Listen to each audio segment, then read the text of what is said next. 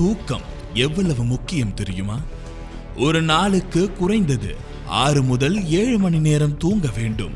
இன்னும் சிலருக்கு 8 மணி நேரம் தூங்கினால்தான் நன்றாக இருக்கும். ஆனால் சிலருக்கு தூக்கமே வராது. குறைந்த நேரம் மட்டும் தூங்கிவிட்டு விடிய விடிய முழித்துக் கொண்டிருப்பார்கள். அது அவர்களின் உடல் நலனை எந்த அளவுக்கு பாதிக்கும் என அப்போது தெரியாது. தூக்கம் குறைவதால் ஏற்படக்கூடிய சில முக்கியமான பிரச்சனைகள் குறித்து தற்போது பார்ப்போம். அமெரிக்காவில் தேசிய நெடுஞ்சாலைகளில் ஏற்படும் விபத்துகளுக்கான காரணம் குறித்து நடத்தப்பட்ட ஆய்வு ஒன்றில் விபத்துகளுக்கான பெரும்பான்மையான காரணங்களில் ஒன்றாக தூக்கமின்மை இடம் பிடித்துள்ளது. சம்பந்தப்பட்ட ஓட்டுநர்கள் பெரும்பாலும் முழுமையாக தூங்காமல் இருந்திருப்பதே விபத்துகளுக்கான காரணம் என ஆய்வு முடிவுகளில் கண்டுபிடிக்கப்பட்டுள்ளது.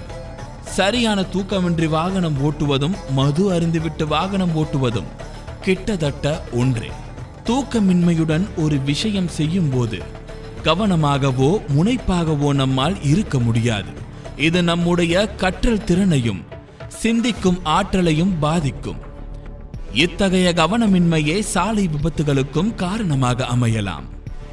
வேலைக்கு செல்பவர்கள் அவர்களுடைய பணியில் முழு கவனம் செலுத்த முடியாமல் போகும்.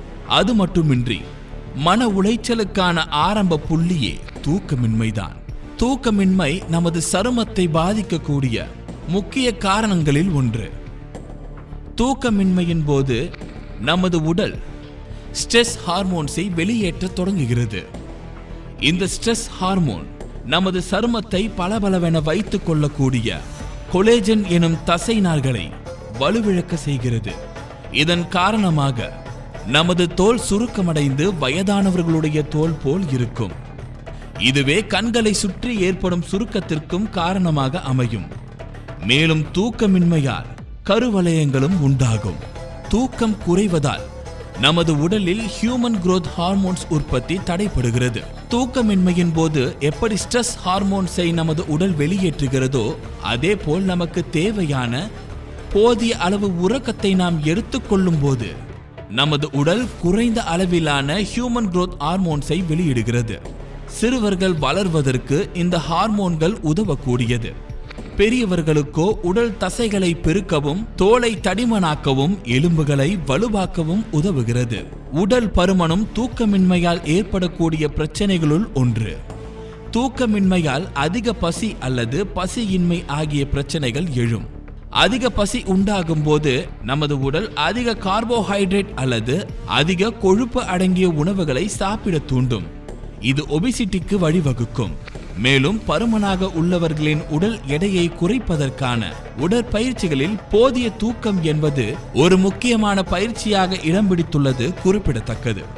இதுபோல் தூக்கமின்மையால் உடல் அளவிலும் மனதளவிலும் மேலும் நிறைய பிரச்சனைகளும் அவற்றை சார்ந்த அடுத்தடுத்த தொடர் பிரச்சனைகளும் ஏற்படக்கூடும்.